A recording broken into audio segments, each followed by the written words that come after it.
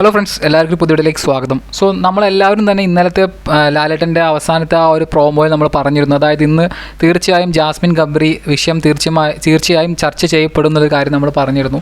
അതിപ്പോൾ ലൈവിൽ അല്ലെങ്കിൽ ഇന്നത്തെ എപ്പിസോഡിൽ സംഭവിച്ചു കഴിഞ്ഞിരിക്കുകയാണ്. അദ്ദേഹം തന്നെ വളരെ ക്ലിയർ ആയിട്ട് തന്നെ ജാസ്മിനോട് ചോദിച്ച് മനസ്സിലാക്കുന്നുണ്ട്. അതായത് യഥാർത്ഥത്തിൽ എന്താണ് ജാസ്മിന് സംഭവിച്ചുകൊണ്ടിരിക്കുന്നത്, ആരെങ്കിലും ജാസ്മിൻ്റെ ഗെയിമിനെ തടസ്സപ്പെടുത്തുന്നുണ്ടോ, അല്ലെങ്കിൽ എന്തുകൊണ്ടാണ് ഇങ്ങനെ ഡിപ്രസ് ആയിക്കൊണ്ടേയിരിക്കുന്നത് കണ്ടിന്യൂസ്ലി, എന്താണ് യഥാർത്ഥ കാര്യമെന്ന് ജാസ്മിനോട് ആദ്യം അദ്ദേഹം ആരുടെയും പേരെടുത്ത് പറയാതെ ചോദിച്ചെങ്കിൽ പോലും ജാസ്മിൻ്റെ ഭാഗത്തു നിന്ന് ഒരു വ്യക്തമായ ഒരു ഉത്തരം കിട്ടാതെ വന്നപ്പോൾ അദ്ദേഹം അവസാനം ഗബ്രിയുടെ പേരെടുത്ത് തന്നെ ചോദിച്ചു. ഗബ്രി ഏതെങ്കിലും രീതിയിൽ ജാസ്മിൻ്റെ ഗെയിമിനെ തടസ്സപ്പെടുത്തുന്നുണ്ടോ, അല്ലെങ്കിൽ ഏതെങ്കിലും രീതിയിൽ അഫക്റ്റ് ചെയ്യുന്നുണ്ടോ എന്നൊരു കാര്യം ചോദിക്കുകയുണ്ടായി.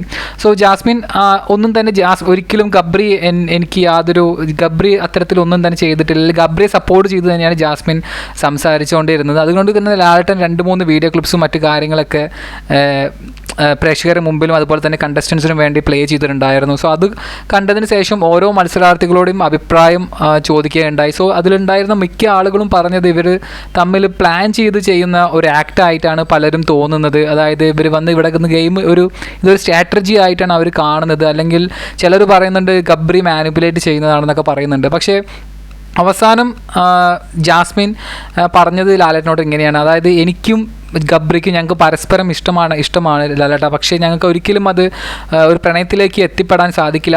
അതിൻ്റേതായ കാര്യങ്ങളുണ്ട്. കാരണം 2 ഫാമിലീസും അത് അക്സെപ്റ്റ് ചെയ്യില്ല. അങ്ങനെ കുറച്ച് കാര്യങ്ങളൊക്കെ ജാസ്മിൻ പറയുന്നുണ്ട്. സോ നമുക്കിതിൽ നിന്നൊക്കെ ഒരു വ്യക്തത കിട്ടിയോ എന്ന് ചോദിച്ചാൽ കിട്ടിയെന്നും പറയാം, ഒരു വ്യക്തത കിട്ടിയോ അല്ലെങ്കിൽ കിട്ടിയില്ല എന്നും വേണം നമുക്ക് പറയാം. അങ്ങനത്തെ ഒരു സ്റ്റേജിലാണ് സത്യം പറഞ്ഞാൽ ഇവരുടെ ഇന്നത്തെ ഒരു ക്ലാരിഫിക്കേഷൻ കണ്ടിട്ട് എനിക്ക് തോന്നിയത്.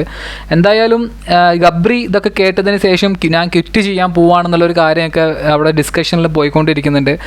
വാഷ്റൂം ഏരിയയിൽ വെച്ചിട്ട് നമ്മൾ ജാസ്മിൻ എടുത്ത് പറയുന്നത് അത് തന്നെയാണ് ഇവിടെ ഉള്ളവർക്കും വേണ്ടത്, ഒരിക്കലും നീ അത് ചെയ്യരുത് എന്നൊക്കെ പറഞ്ഞ് സമാധാനിപ്പിക്കാൻ ശ്രമിക്കുന്നുണ്ട്. എനിക്കറിയില്ല ഇതെങ്ങനെയാണ് മുമ്പോട്ട് പോകുന്നത്. കാരണം ഈ ഒരു പ്രശ്നം ഈ ഒരു എപ്പിസോഡിൽ തീർച്ചയായും അവസാനിക്കാൻ പോകുന്നൊന്നും എനിക്ക് പേഴ്സണലി തോന്നുന്നില്ല.